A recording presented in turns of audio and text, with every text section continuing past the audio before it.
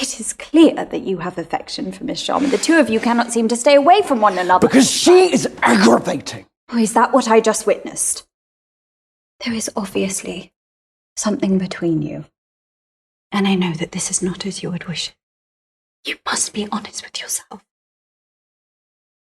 Because one way or another, these kind of feelings always have a way of coming to the surface. And what kind of feelings are that? Well, love. Then I know what I must do.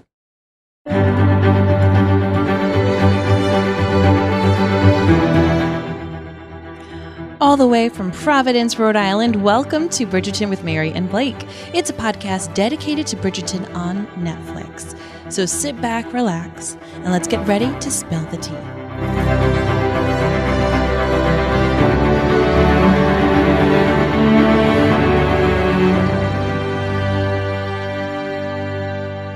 Hi, everyone, and welcome. My name is Mary Larson. My name is Blake, and oh boy, oh goodness, I'm on the train. Let's go. Which train? I'm on the train for this season. The Bridgerton train? The Bridgerton train is choo-choo, baby. Agreed. Choo-choo. I am in. I'm fully in. I'm sucked in. The whole thing with the dead dad and once again. Yeah, I know. And we even got Mary, as you noted last episode, it would take, something like 80s synth music to make this just a perfect thing for Blake. Mm-hmm. And we kind of got that in this episode. I know, Blake. We kind of did. And I think about it and I'm like, man, I know how to get you. I'm in on Bridgerton. We know, Blake. We've been podcasting about it now for quite some time. That's true. That's a good point. But I'm enjoying these episodes far more than I did the first two. I'll say that. Same. Well, we just wanted to remind you, of course, to subscribe to this podcast. If you do not hit that subscribe button in your podcatcher of choice, our favorite is Apple Podcasts, but you do you, boo. You may not always get the notifications when it comes up. Mm-hmm. And so we want to make sure you hit that subscribe button. You can also leave us a written rating and review. It goes a long way to help other Bridgerton fans find our podcast. And then also, Blake, they can follow us in a couple other ways. Yeah, all the social media platforms, whether it is Facebook or YouTube, Twitter, Instagram, whatevs, we're there. Just search us at Mary and Blake. And of course, there is the Mary and Blake Facebook group, which is just, it's awesome. The bee's knees. Look at you, the bee's knees there. I see what you did, Marvin. Look at me. See what you did with that. Either way, yeah, check that out. It's a great place where you get to nerd out with a whole bunch of other nerds who love the stuff that they love and be part of that community. It's a special place. I love going there every day. I want to thank our latest iTunes Apple Podcast review. Oh, okay. Wow. Person's name is MJ Lover 1984.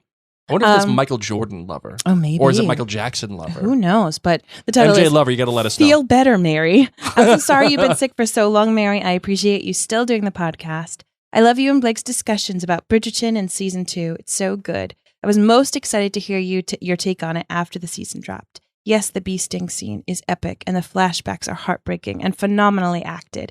Episode 3, she said, was straight fire. Take care of yourself. Oh, thank you so much. Straight fire. Oh, my goodness gracious. And that review is the only one from this summer. Is it really? So we need to get some more peeps that. on Apple Podcasts to leave us that kind of review. All right. So here's the thing. That's what I'm going to say.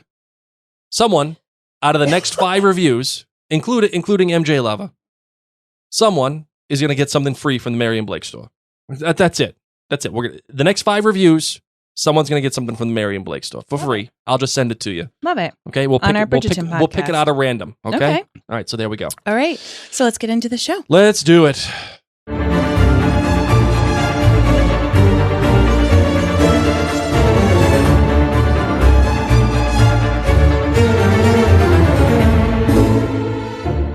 All right, Marvin, episode, 204, entitled Victory, directed by Alex Pillai, once again. And the writer was Jess Brownell. Now, Jess Brownell is a really important name that we all should know going forward. Would you like to know why, Marvin? Please tell me. Because Jess Brownell, it was an executive story editor for seasons 1 and 2, and she has written this episode entitled Victory, like I said. However, Jess Brownell is going to be the showrunner for seasons 3 and 4. Get out. Chris Van Dusen has moved on from the project. Farewell. As noted in social media recently, season 3 of Bridgerton has, in fact, started filming, and Jess Brownell is the big dog. She's running the whole ship. So Love if it's it. good, great for her. And if it's bad, sucks to suck. Yes.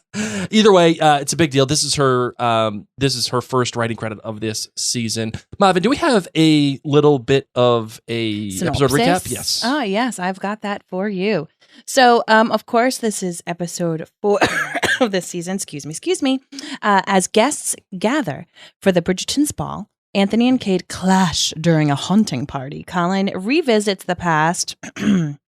Yep, Marina. And Lady Featherington sets a trap. So just to fill it in the blanks a little bit more, Lady Featherington gets her daughter engaged to Cousin Jack.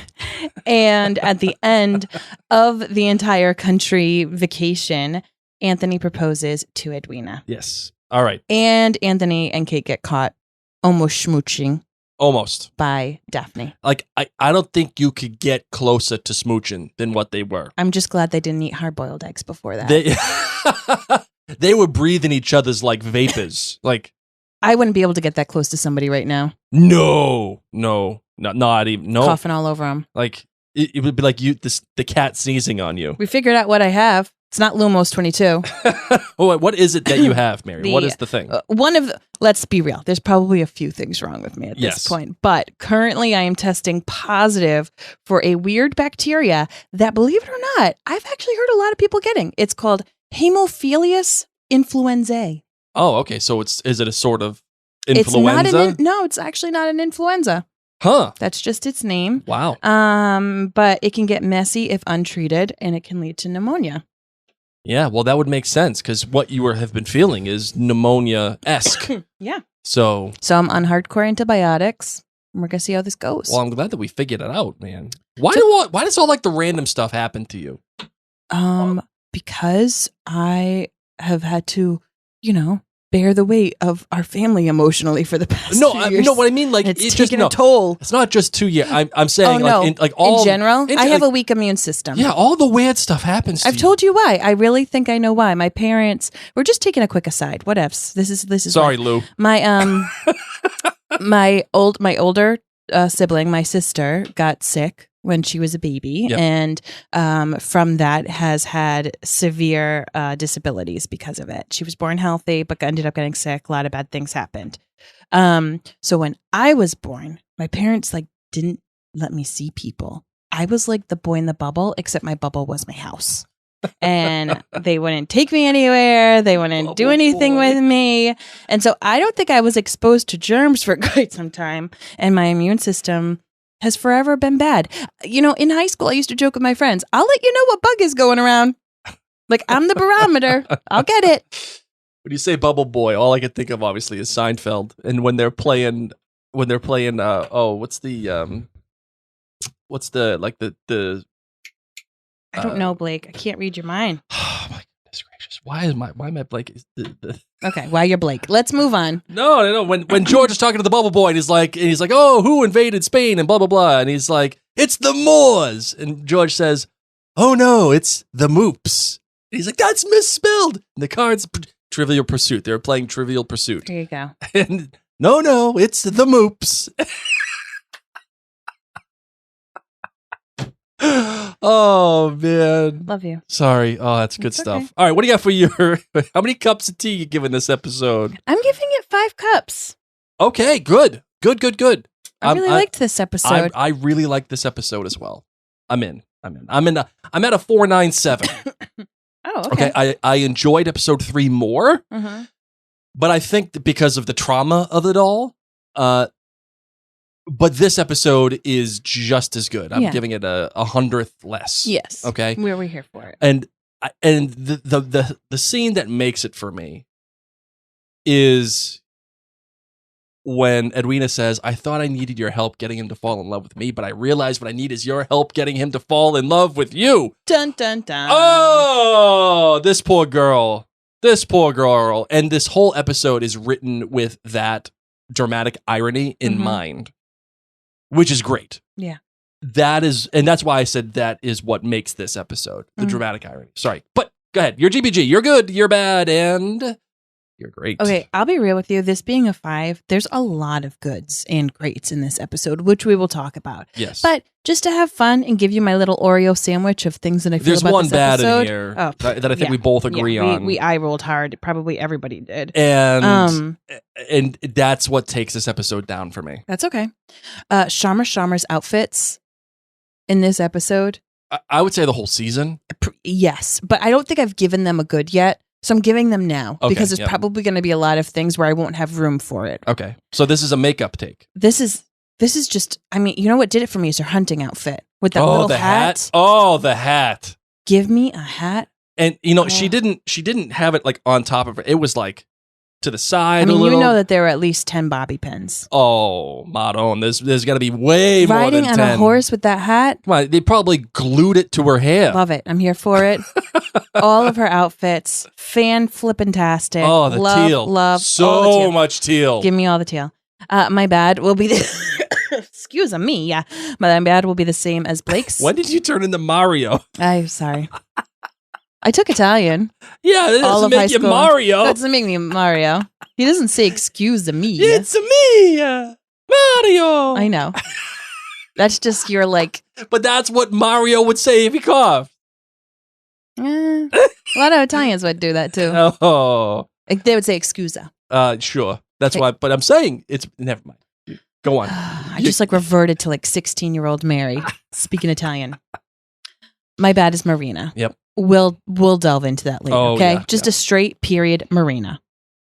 Fair enough. She's going to have her own segment in a minute. Mm. And my great is Anthony being caught almost smooching by Daphne, just like she was caught doing the smooching. Yeah. By Anthony. And there was going to be smooching. There was going to be and smooching. I just love that, like, I just loved that happened that way. Yep. Yeah, I'm telling you. Daphne and Anthony, sneaky best relationship on this show. Continue. So, I have a tie. First, the drone shots of the house and the scene setting of the house throughout the whole episode. Great. You don't see that a whole ton in Bridgerton. And it's not like, it's not a remarkable shot. It's not something that is... transformative and only Bridgerton does. No, everybody does it. We see it in Outlander and whatever, but I love shots like that. And we have the technology now to accomplish shots like that. Yeah. and not CG, not computer, just like real shots. It almost reminded me, if you remember, Mary, when we watched Downton Abbey in Chicago and we went to the theater and it was great. And it was us and a bunch of olds and we were all in the theater. And the first shot is this drone shot of Downton Abbey coming up over the hill. And I remember watching it. I was tearing up. I don't know why. Well, I know why, because I'm because you love Downton Abbey. I love Downton Abbey, and I'm a softie, and I'm a Pisces. But it just reminded me of that. It reminded me, especially in Downton Abbey, but it felt like we were home. It felt like, yes, this is the thing. I think you were also crying because you were so happy to be with me in a theater at 10:30 a.m. with a bunch of people who were all the olds. 70 plus. Yeah, all the olds. And no offense if you're 70 plus at all, but like, no, like it was amazing versus the people that Blake had to hang out with before I arrived in Chicago, and they were all about the bachelor life and like partying till 2 a.m. And then when I arrived, I'm like, yeah, I'm leaving by 9:30. And Blake already made us reservations to go see Downton Abbey at a cinema where the chairs recline and there was a waiter. And food just is brought to us. I think you were just crying because you were like, this is actually my happy place. I love being married. You just have an old soul. You know what it is? Yeah. So we'll go from there. My bad, of course, Mary, like you, is Marina, and I won't go any further into it right now because we're going to delve. But the whole Marina thing, out completely. If oh wait, we're going to get into it. All right. And then my good. I'm sorry, my great. Oh, by the way, I didn't give you my other good. My other good was the lighting in this episode. I talk a lot about how Outlander seems flat. In their shots, it just feels like there's no depth of field in the show sometimes. And there's other shows that suffer from that too. But because we podcast about Outlander, that comes about. I noticed this in The Last Kingdom for the last episode and for this in this episode. The lighting creates such a beautiful depth of field that we're watching. And in particular, the library scene, the beautiful blue, white, cool tones of the night sky and the rain and the moon and everything, balanced against the warm, fiery orange and red light from the candles in the library, and in between are our characters. And that's what I want to see. I want to see visual dynamism. I want to see something that will, when you look at it, you don't know it, but your brain recognizes it and says, this looks awesome. Yes. And you can tell, like, the lighting was specifically crafted, like, to tell a visual story, but also to be as visually dynamic as possible. That whole scene, the whole thing was excellent. And we also got some really good visual dynamic as well in the dance scene. The light that is shown on, or that shines rather, on Kate and Anthony is very bright and I would almost dare say a little harsh.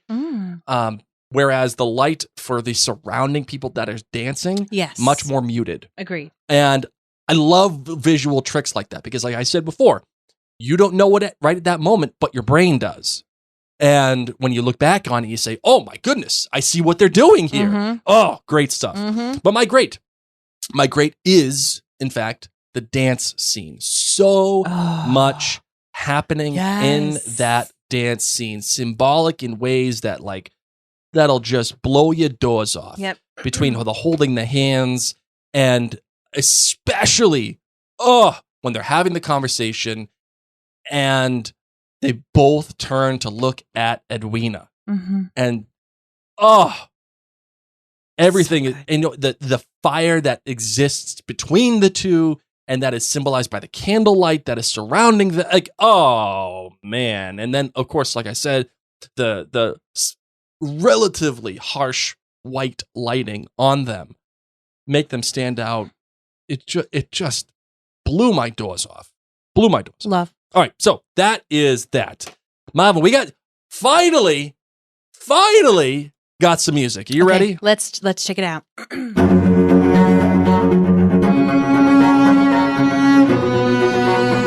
I mean, if you're not trying to, like, tippy-toe and twirl, touch my hand and twirl.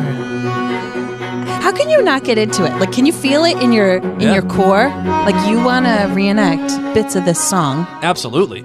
This is one of those songs I think that stands out for me from this season because it's unique and because it has a feel. Like, the other songs were good from the earlier this season, like the Material Girl and all, like, good. Oh, yeah. But this has a feel. And season 1 had a feel. And by the way, this song is called Dancing on My Own. It is performed in this instance by the Vitamin String Quartet. And it plays while Sharma and Anthony are dancing in the dance scene. Would you be able to play the original of this song? I was just about to, Marvin. Thank you. It is, the original song is by Robin, who I definitely don't know who that is. Oh my God. Definitely don't know. All right. And obviously the song's called Dancing on My Own. What I was about to say, though, is season 1 had a feel. It had like when Bad Guy turned on. Yeah. Or when the T-Swift song turned on. Like, that had a feel. Like, it wasn't generic. I felt like the earlier songs from season 2 were a little generic. Whereas this one this helps define what this season is. What I think is interesting is so far, the songs I think actually speak to the elder millennial age and kind of the age of which Anthony and Sharma are at. Well, they're actually younger than elder millennials, I think. But it's a bit older, you know? I mean, we've got Madonna, we had Nirvana, we had Rihanna, and now Robin. I think this song came out when?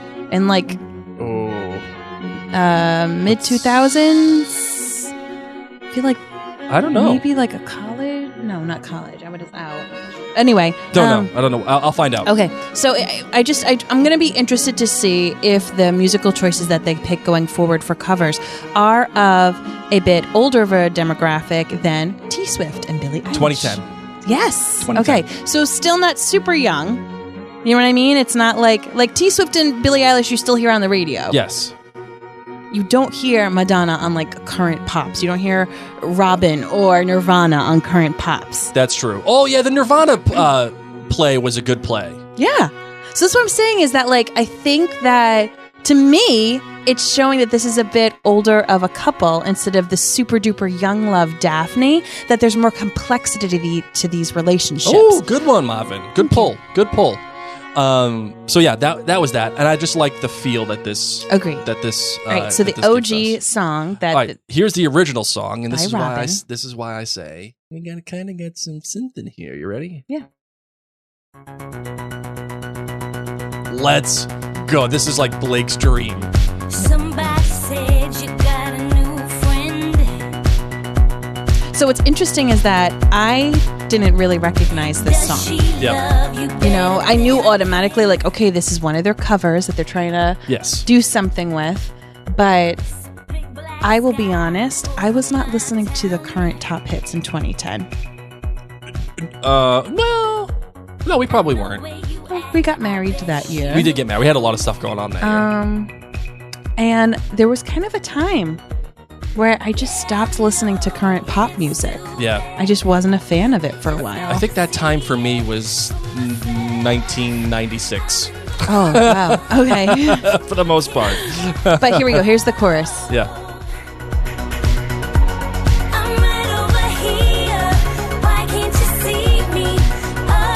So the lyrics to this song I think were really cool because, as you said, Blake, it's a great song in regards to the danceability of it. They did a really great job, the Vitamin C Quartet. But the lyrics of this song are about like watching someone on a dance floor and they're dancing with somebody else and you're like alone.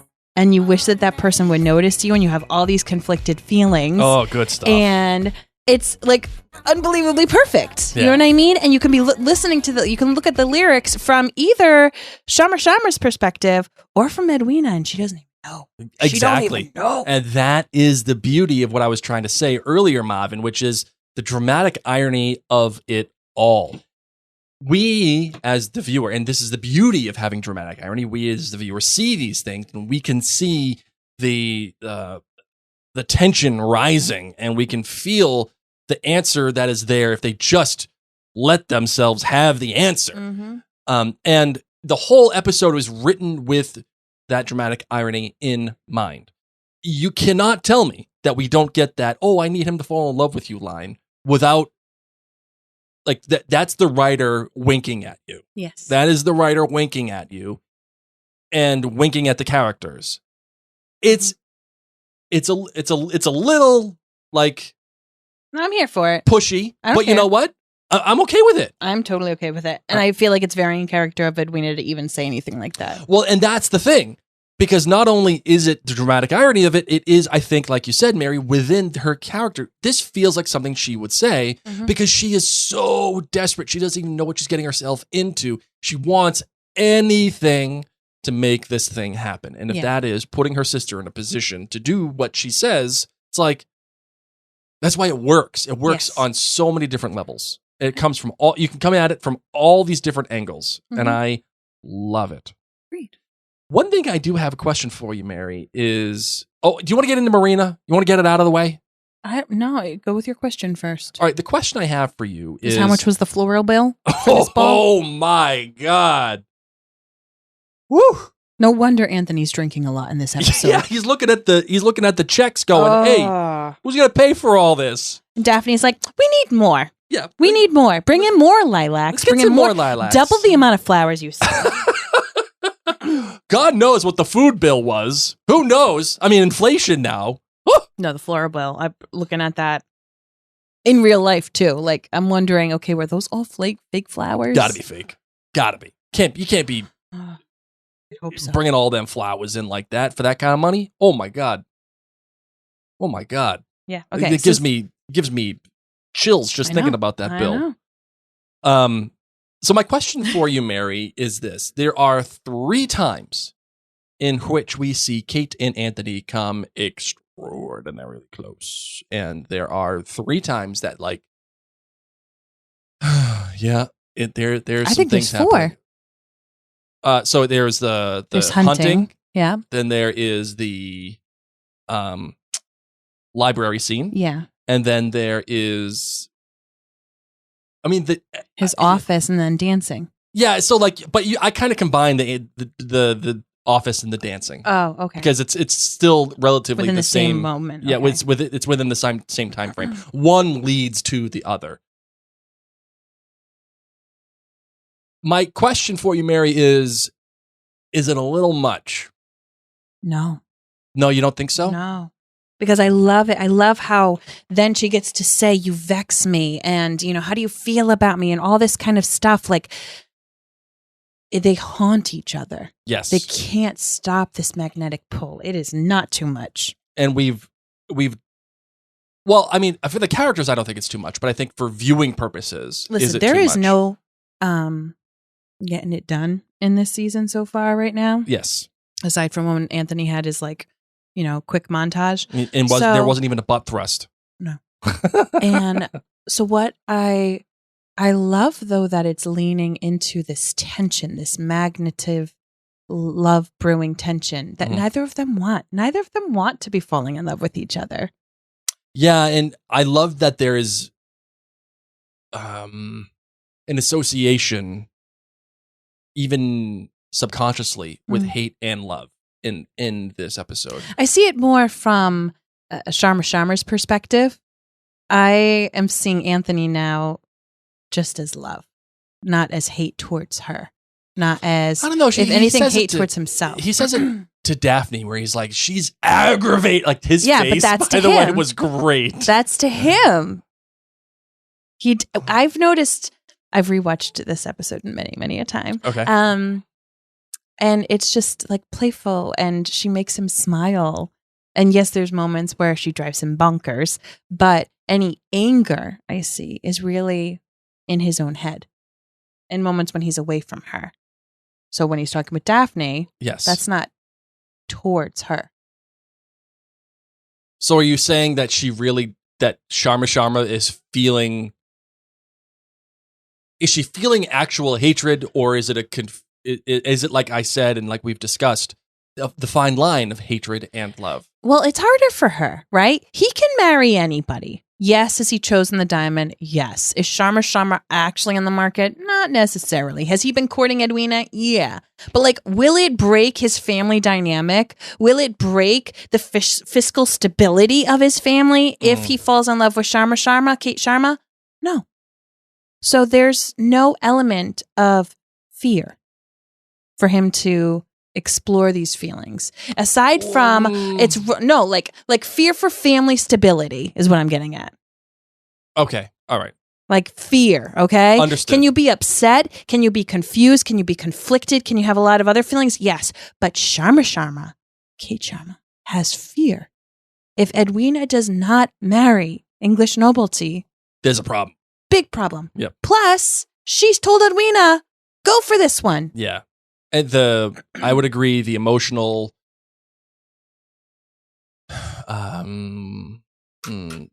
stakes for Sharma are probably much higher than Anthony's. Mm-hmm. And I would say that it relates specifically to Edwina. Like, this is a person that she has looked after, and, within context here, trained, okay? Mm-hmm. And made sure that, okay, we're crossing all of the T's and dotting all the I's, and we are making sure that you're going to be the perfect bride. Mm-hmm. And here she comes in here and sweeping in her DMs, in the potential DMs of the potential, fiance. Mm-hmm. And how is that going to look? I mean, that's a bad look. Yeah, that's why I'm saying I think that the stakes for her, the weight of it, is Not very great, different Bob. compared to Anthony. And so when you rewatch it, you watch it in the first glance, it's like, oh, okay, they don't want to be together, but they can't stop the draw. But when you rewatch it and you see the little nuances of Anthony's face versus how tormented and how fearful Kate Sharma Sure. is. That's a good point, Mary. I like that's a good pull. All right, let's get into Marina. Well, hold on. I do have one other thing about the Kate and Anthony thing, and that is, I don't think Anthony talks about his dad ever because it's just too much. Just too much. Yet, and again, I'm just assuming that's just the way that it feels to me. Yeah. Considering the reaction to the bee sting from the previous episode, the fact that he is able to speak to Kate about his dad and just come out with it. Yeah, like my dad died of a bee sting, and this whole thing. It illuminates some sort of vulnerability that he's just not allowed himself to feel, number one, but he has not allowed anybody else to see, number two. And there's also something happening here that's a really cool trick. Each time that Kate and Anthony get like close, alone time, we'll call it. Just alone time. Yeah, but you know what I mean. Like smelling hair and breathing vapors and the whole thing. Something snaps them out of it each time. It's not just them being like, no, I can't. Well, but something snaps them out, and I like that. Whether it was Benedict being like, oh, hey, there you are, or it was the lightning. Like that felt emotionally proper because she was scared. She was scared of thunder and lightning. And then we have Daphne. Each time something prevents them from carrying through on their emotions, or it knocks sense back into them. And I like that. Agreed. Because, you can, I remember we made fun of Batman versus Superman all those years ago where it was like, okay, why doesn't Superman just be like, hey, dude, by the way, # spoiler alert, Lex Luthor has my mother and I need your help to go get her because he wants me to do this to you and I don't want to, but I kind of have to. Can we just figure this out? At no point does Superman make any effort whatsoever to just explain it. Because he's a man. No, just because it was bad writing. It was, we need these guys to fight right now, so go fight.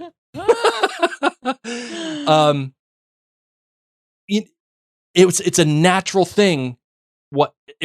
The way that they fought in that movie was unnatural. Like it didn't speak to humanity. Like there wasn't something that prevented Superman from saying to Bruce, hey, this thing's happening. Nothing prevented him from doing that other than the writers needed him to fight. Okay. In this particular case,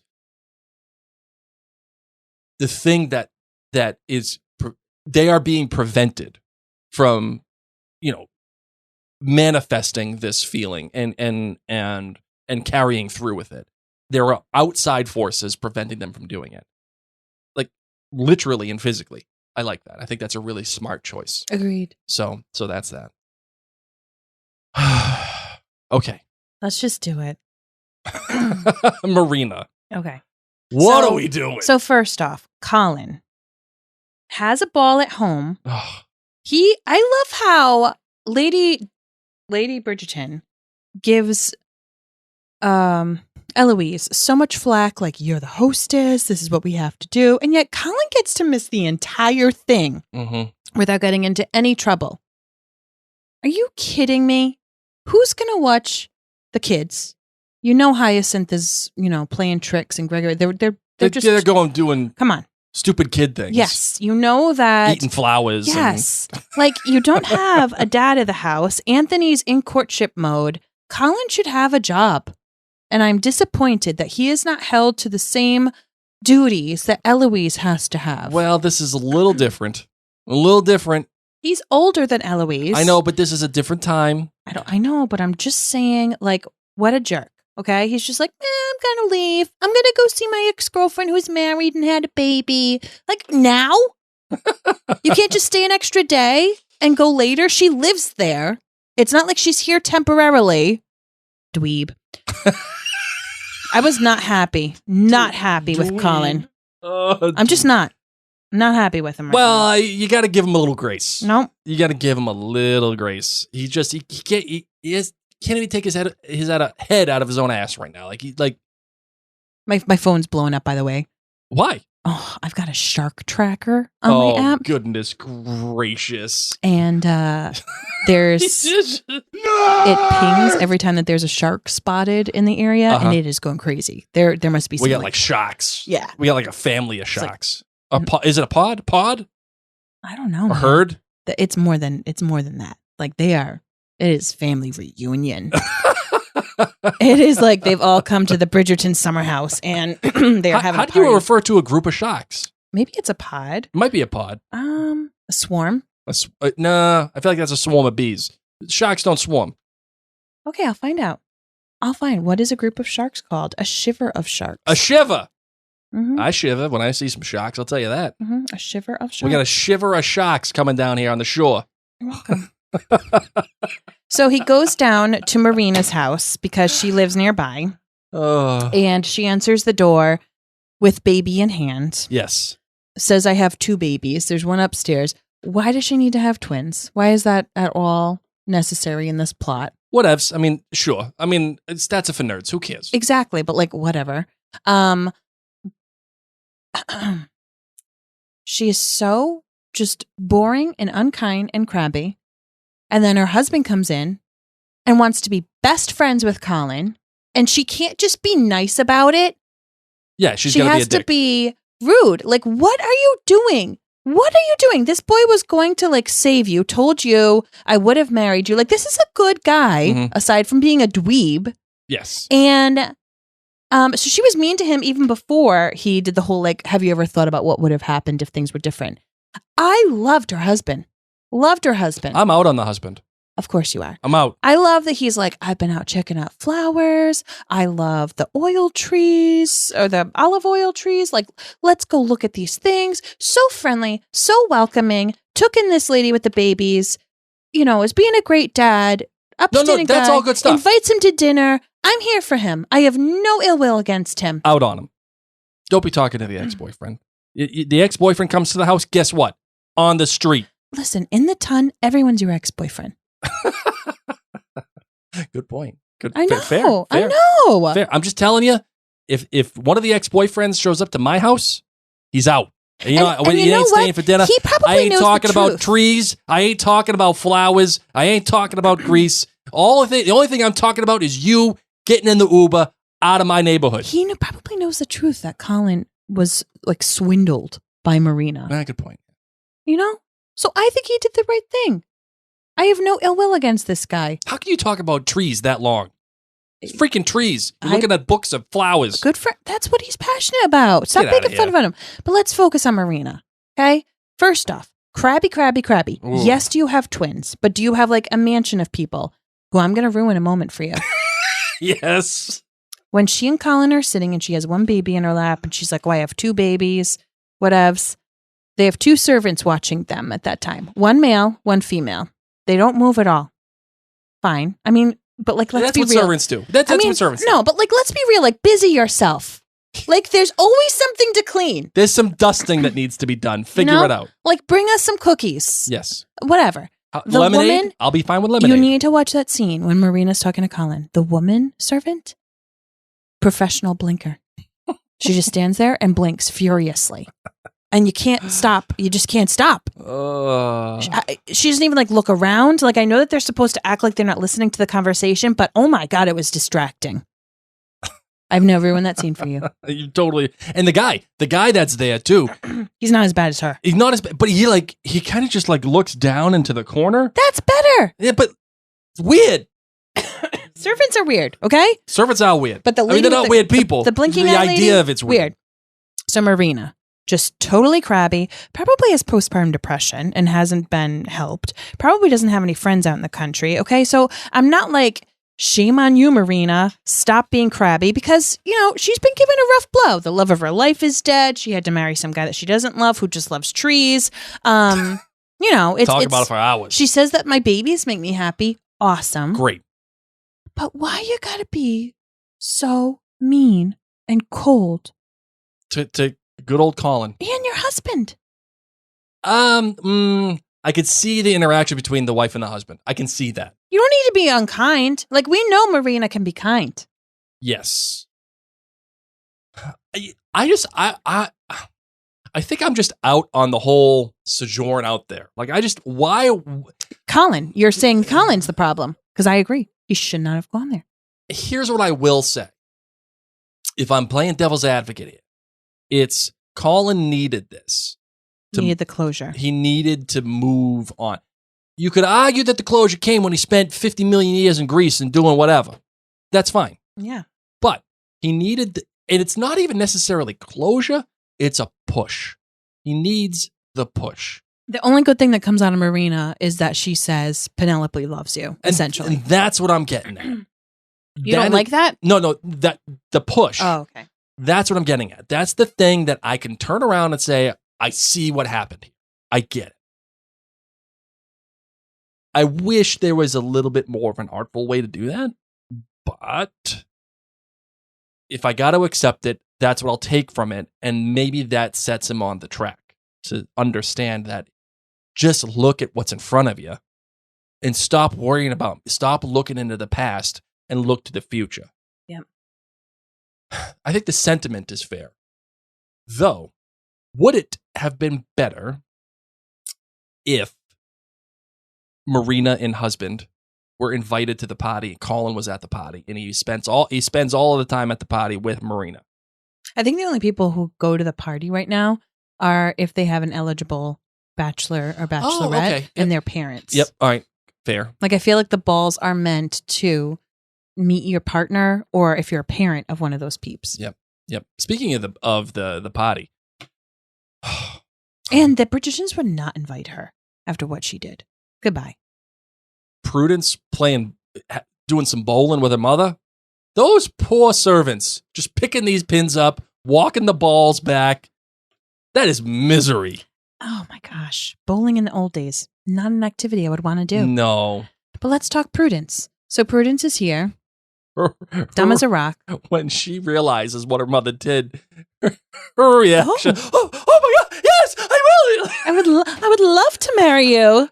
I love this actress. She's what amazing. She's done with Prudence. Oh. Like, Prudence on the whole, I think is a very flat, just very base character. Yeah, There's but not that's much okay. to her there. But what this actress has done with her is given her a whole personality that I don't think is there on paper. No, she's basically like the sparkle of the Featherington outfits. Like, the Featherington outfits are already so outlandish anyway. Yes. And then they've got sparkle in them. And that's Prudence. Yes. She's just like, let's add a little bit more. I'm finding myself now loving Mrs. Featherington. She's great. And I want to just do that touch my head thing whenever our kids do something that bothers me. I may start doing that to you too, Blake. Like, that's going to be my cue of like, okay, I've had it. And it's just the light little touch right to the temple. Yeah. Oh. When she steals Prudence's fan. Give me that. Yes. That's fan of hers. Yes. Amazing. She is great. She gets it in the head, though. Oh, man, does she Who? get it in the head. Lady Featherington. Yeah. She gets it in the head by the end. Because, as you predicted, Mary, ain't no rubies in America. Oh. I'm sure, not a lot at least. No. And Cousin Jack is a snake oil salesman. A little bit. And A lot bit. And he promises a ruby necklace to the as the dowry to the other family to get by, which means the father lied to his wife when she asks him, "Hey, did you get the full dowry in payment?" "Oh yeah, I got it. What, you think I wouldn't take it?" No, guy lied. Guy straight up lied. Yep. Interesting little thing there. Do you appreciate what Lady Featherington is doing, or is she getting herself into spaces that she shouldn't be. Okay, so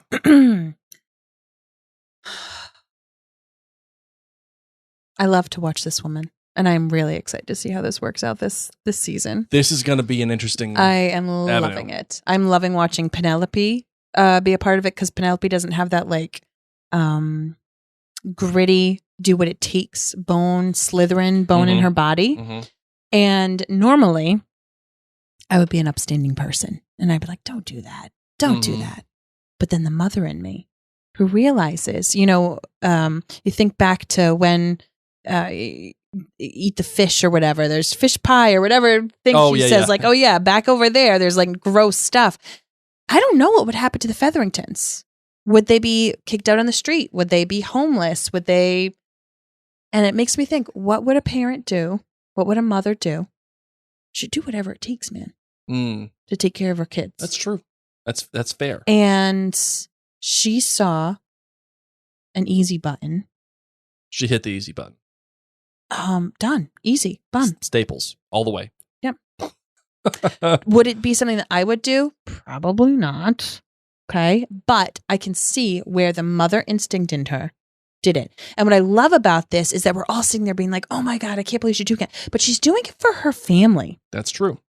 But she gets it in the head because she doesn't know the full story. No. And that moment of recognition on her face when he's like, yeah, I don't have any money. And I was hoping to get it married to a rich family to get the dowry. Yep. So we could all enjoy the benefits. And that was, and then they both say Cressida Cowper. And I thought that was great. So this is going to be, I think, a fun I can't wait. Little side quest. Yes. On how this is going to get figured out. Yes. Because like there's a because now what is she going to do to take care of her family? Because that's it again. Right. I keep seeing her, like we've seen her. She obviously is selfish in many ways, but when it comes to her family is important. So I'm excited to see like how is she going to get her family out of this now? Interesting. Anything else? Oh, Madame Delacroix is in on the Lady Whistledown game. Yeah. And she's sewing Papes, letters and papes. she's making the papes and putting them in dresses. And we have a shot of the guy that Eloise yelled at. He's looking at the printer and they got the whole thing. And I feel like that's this. I feel like that's gonna be a thing going forward, obviously. Which to me, this screams the fact that Eloise is gonna find out that Penelope is Lady Whistledown. Like there's no chance. Oh, because it is now confirmed. Like that is the printer. That's the printer, and the guy that Eloise has seen and spoke to and knows his name. Like they even said it in this episode. Yeah. All you know is like there's gonna be some problems. There's gonna be some problems here. Like it's gonna happen concur. at some point. This guy is gonna see Penelope at some point. Whatever. I agree. The last thing I want to talk to you about, Mary, is Lady Danbury. Oh. And the conversation that she has with Shama Shama. Oh. Now, there are two ways you can read this conversation. Agreed. One of them is, Shama Shama, get your head out of your ass. Like, go be with Anthony. Do the thing. Or it's, hey, Shama Shama, do what you need to do to make sure that your sister gets married. And gets, like, whatever is happening within you, punt it to the moon.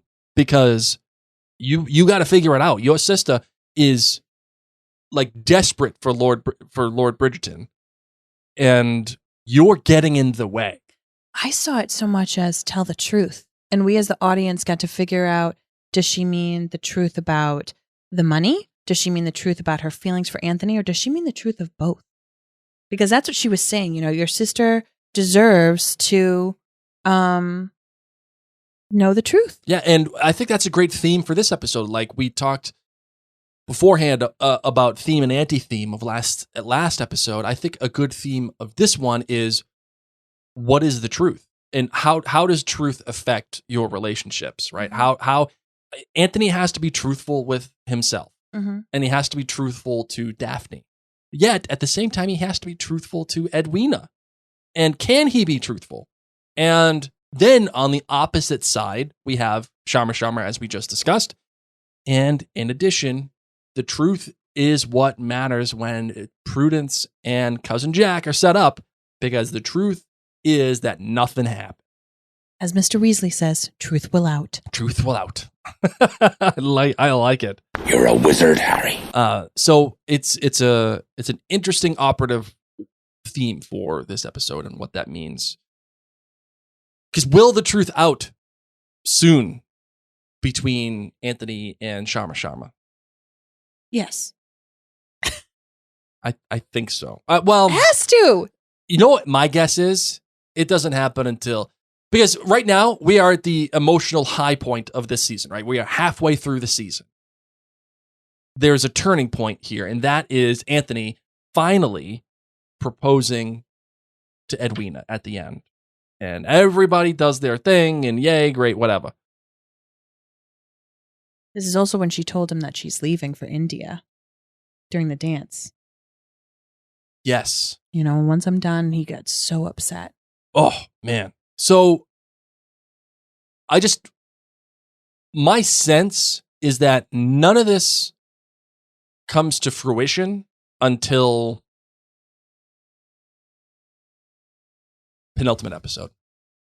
Like, I think that Anthony's going to go through the motions with Edwina, do the whole thing, and recognize that he made the wrong choice. And then something's going to happen. Penultimate episode where it's like Shama and Anthony, and that's it. And something happens between them. Okay. That's my guess. All right. So that's that. All right. You got anything else for this episode, my love? That is it. All right. Oh, you know what? I got another theory. Oh, I love All it. right, here we go. We all know. I mean, this is kind of a microwave take, but we all know Edwina is going to find out about the deal, right? Yeah. And it ain't going to be like now Or that she's going to die. Now that Lady Danbury, If she dies. she's not going to die. Okay. She's not going to die. I'm just Get thinking out of of easy here. buttons. Easy buttons. No. Okay. No. She has to find out. She's got to find out. And she's going to find out, and it ain't going to be in a good way. It's not going to be the way that, like, Shama has a conversation and says, hey, this is what's going on. I want you to understand. Those conversations never go well. You think you're doing the right thing, saying, I like the same boy you like. Doesn't go well. I did it before. Got my house egged. Girl was my friend. Oh, yeah, I'm cool with this. She egged my house so bad she put it in my mailbox. Oh, really? Oh. In the mailbox? Yes. Oh, that is I know. savage. My parents woke up and they said, which one of you got somebody upset? I said, can't be me. I had a great conversation with this girl last night.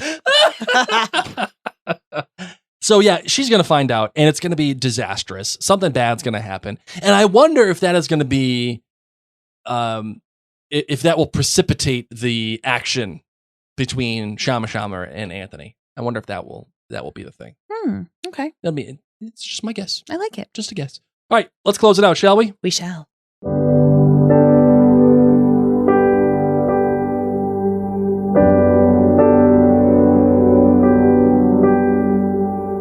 All right, ladies and gents, once again, we're looking for some more reviews on Apple Podcasts. And you may be sitting there saying, I don't do Apple Podcasts. I have an Android or I listen on YouTube. It's okay. You can still go there and write a review. Or if you don't want, if you're like anti-Apple Podcasts, which is fine, there are people that are against it. Okay. Go to Facebook. Go to the Mary and Blake page and write a review on our Facebook page. There's plenty of space there for you to write a review there. So We want to thank you as our listeners who took the time to vote for Blake and I. Oh, yes. As Mary and Blake Media for Best Podcast in Rhode Island. We did win that award, and we want to thank you so incredibly much. 5th year in a row. Yay. So excited too. So we are just ever so thankful for your patronage and your listenership, and also for your votes. Of course, go to jointhenerdclan.com, where all the Nerd Clan is there and talking about all the things that they love.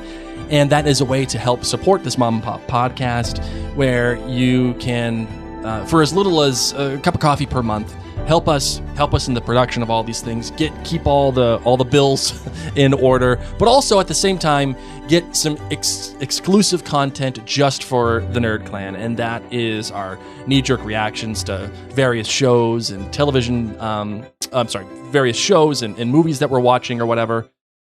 In addition to a whole bunch of other stuff. So I'm very excited about at jointhenerdclan.com. And you should be too, because it's a win-win for everybody. It is. It's a win-win. So On I that like note, my name's Mary Larson. My name is Blake. Go out there and brew some more tea. You getting it right. It's about time. It's about damn time.